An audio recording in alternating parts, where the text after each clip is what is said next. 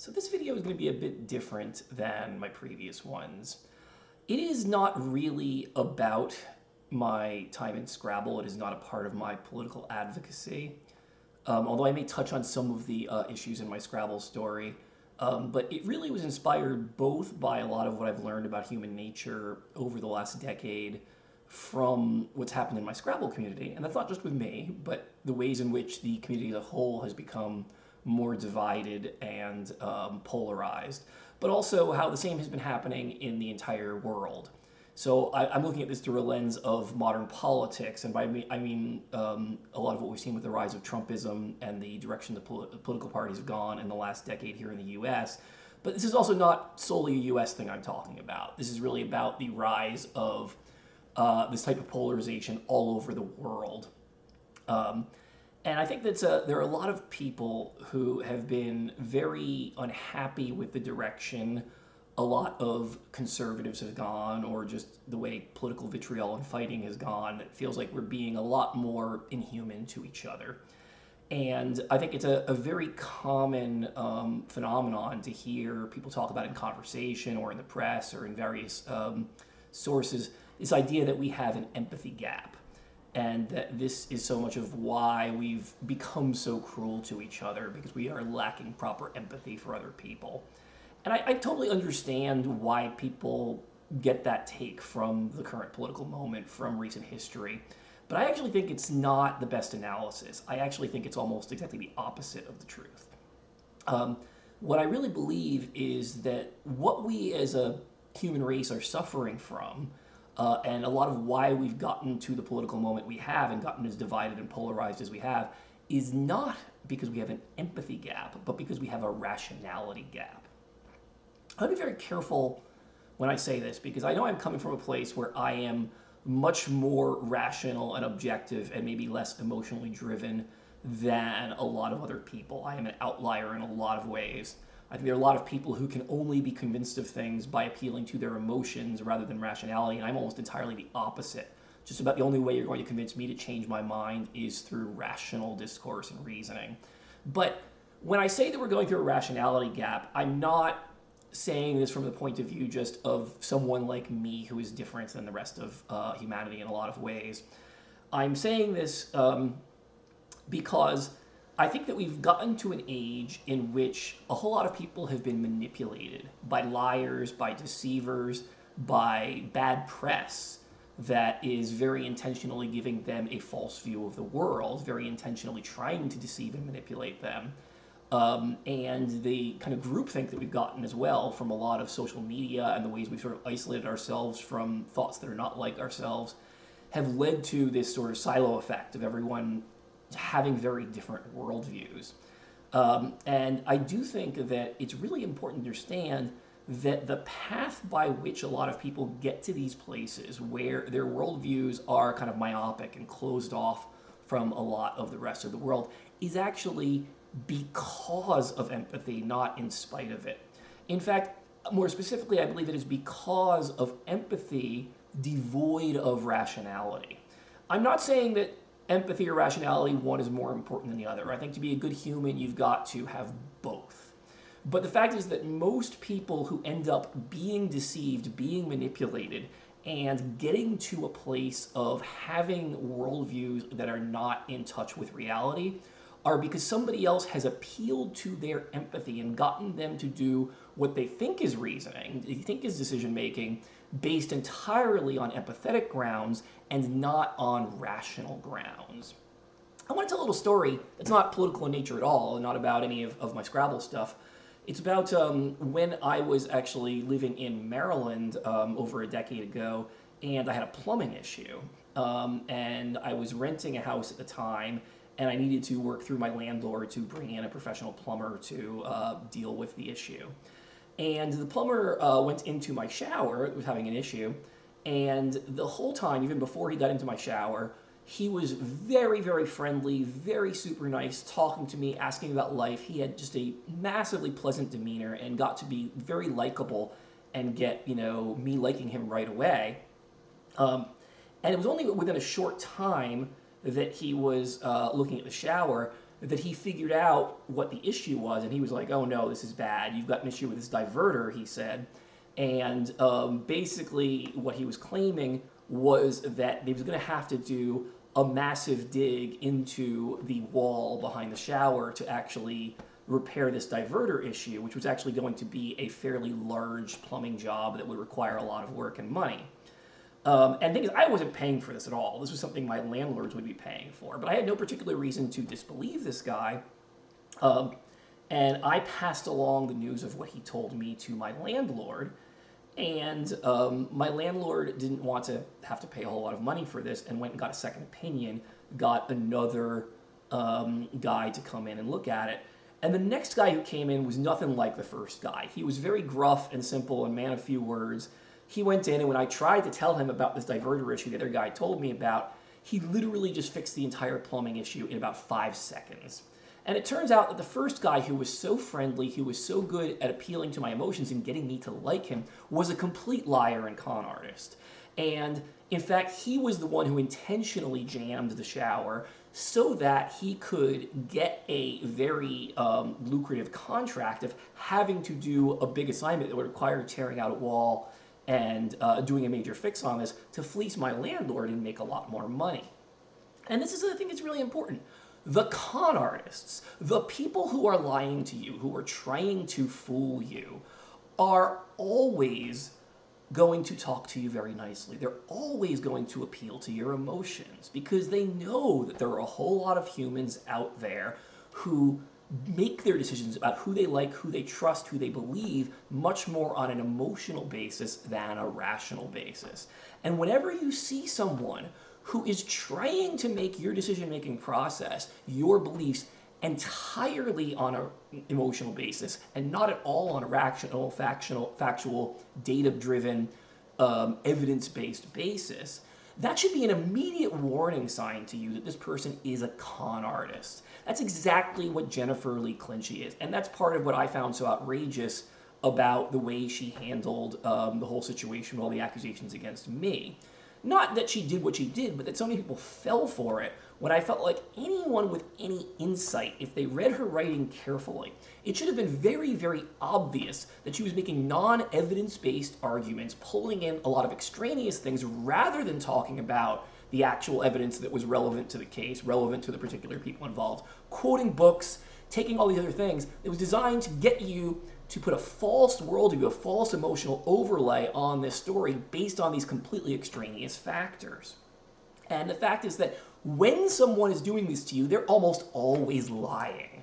Because if they were telling the truth, if they were trying to persuade you of something and get you to take the right decision, they would make their arguments in a way that was based more on the relevant evidence and data.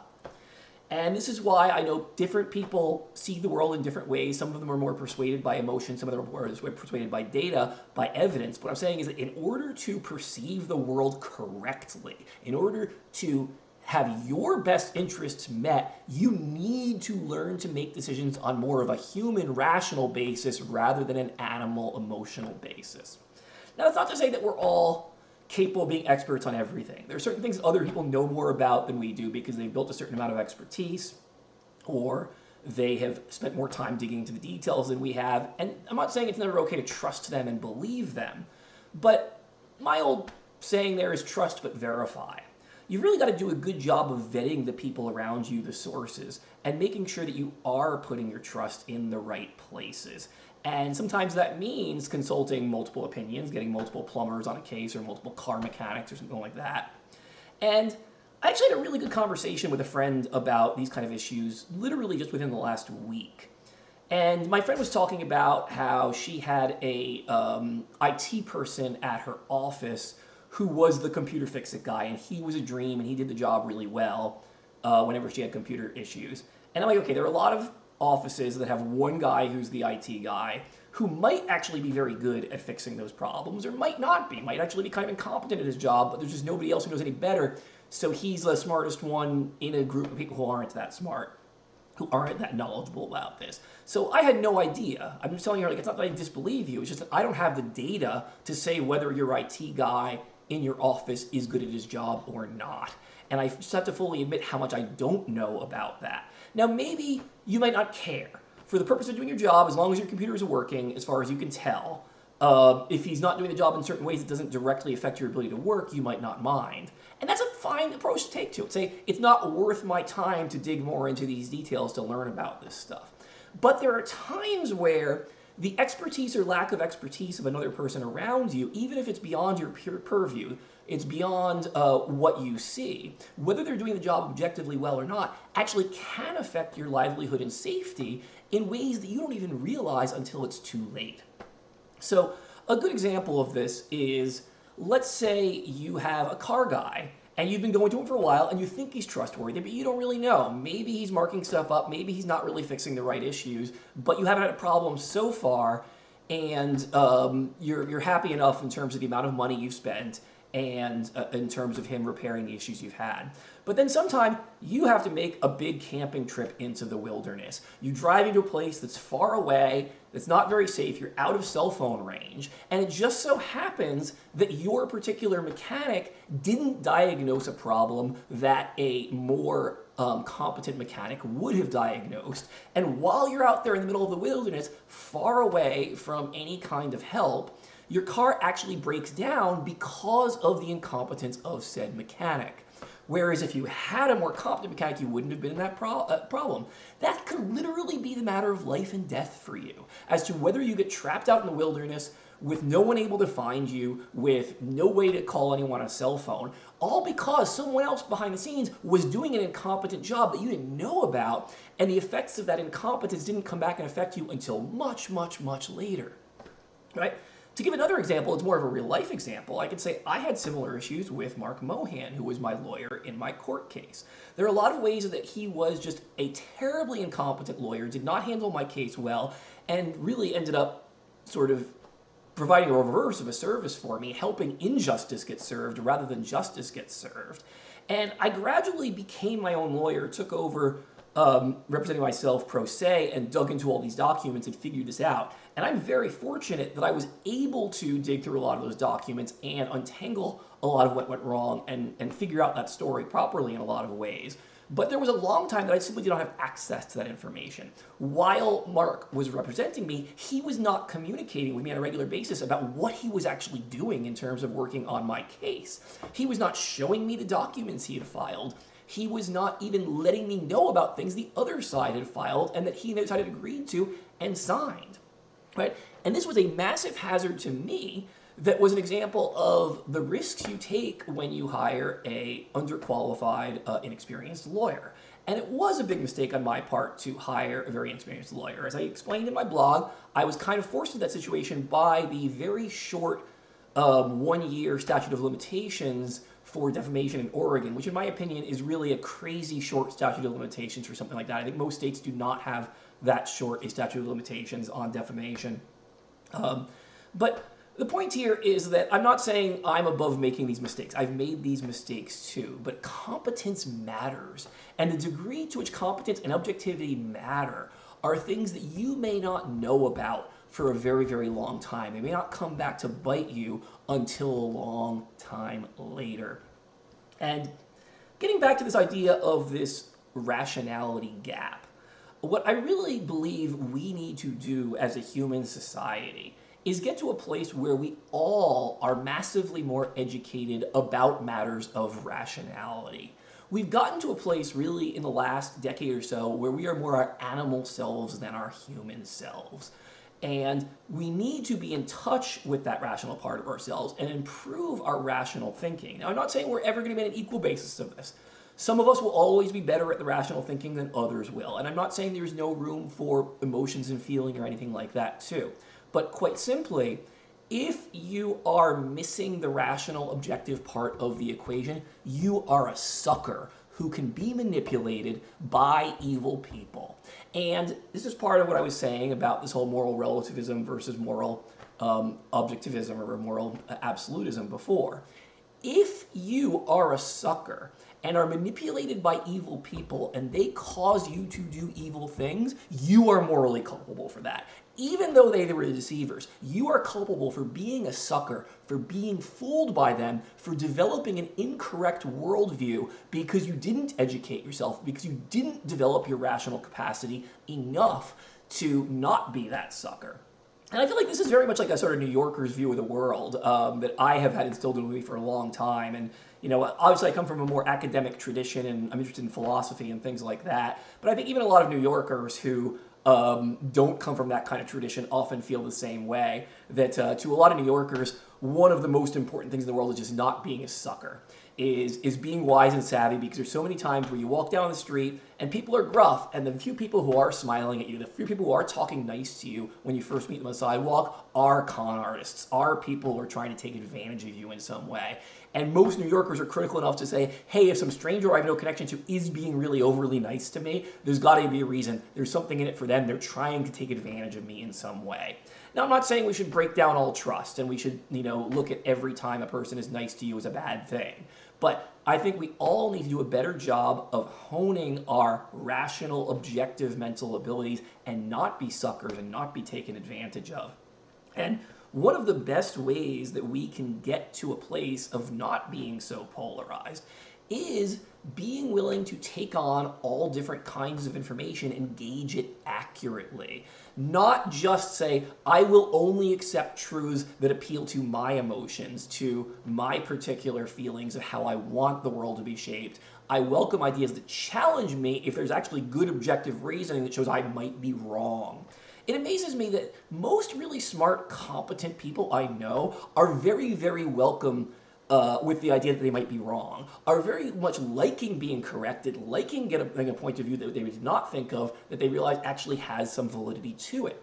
And one of the things that just disgusts me so much is that it is the immoral, incompetent, more animalistic people who are likely to stick to their guns, who are likely to just reject things because of confirmation bias, because they only want to hear things that coincide with what they already believe.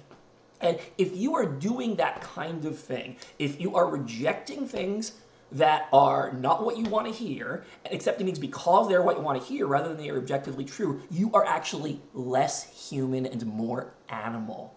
And the best way that we can get to a place of a healthier society is for all of us to learn to tap into that rational side better. That is exactly what separates us from the animals. And to use an old-fashioned term here, to a certain extent, I am a dominionist.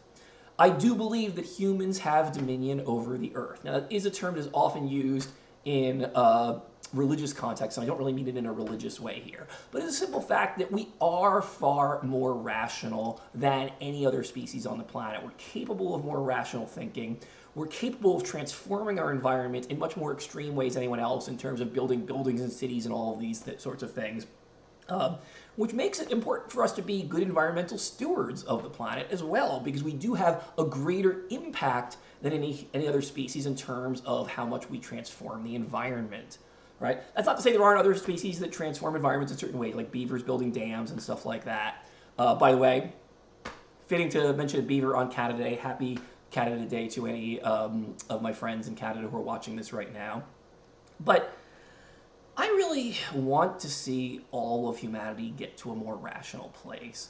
And I do think that one of the biggest obstacles we face in this is not only people sticking to their guns and confirmation bias, but also is what we call an avoidant personality type or avoidant attachment style. I think a lot of times in psychology circles, they talk about avoidant attachment styles as opposed to anxious attachment styles or secure attachment styles. And avoidant attachment styles are exactly the people like the Clinchies and like Chris Light, but a number of other people who cut out having the conversation and try to build walls and separate things and never actually take in the challenging points of view that they need in order to correct their errors. Quite simply, the Clinchies and Chris Light went so far down a rabbit hole of evil behavior, which they never would have done if they'd ever managed to talk to me years earlier and get their perceptions corrected. It is really essential, and this is one thing I want to tell you. You might think of it as a condescending thing, and to a certain extent it is.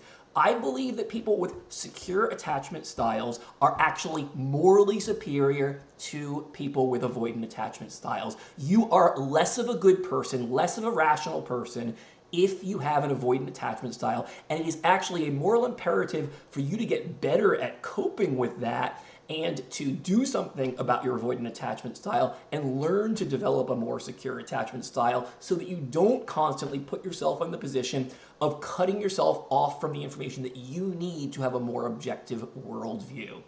And quite simply, to a certain extent, I believe that all wars, all polarization of the world comes down to these avoidant attachment styles. It is very much the case that humans are tribal in nature. They build these silos where they only want to be around people who are like them, who they feel safe with and all of that, and being around those people for years or generations develops this kind of groupthink that shuts them off from the ideas and understanding of the rest of the world. It is important that we all defeat our avoidant attachment styles and get to a better place of unity by constantly going after the ideas that challenge us, by going after the ideas that are going to be hard for us to hear sometimes. So I'm hopeful that what has happened both in the Scrabble world and in this political world can be a learning lesson for a lot of the world, and that we can all get better at defeating avoidant attachment styles, at taking on the challenging information, at having the hard conversations, and getting ourselves onto the same page. And really, that is the key. That is what I mean by this rationality gap.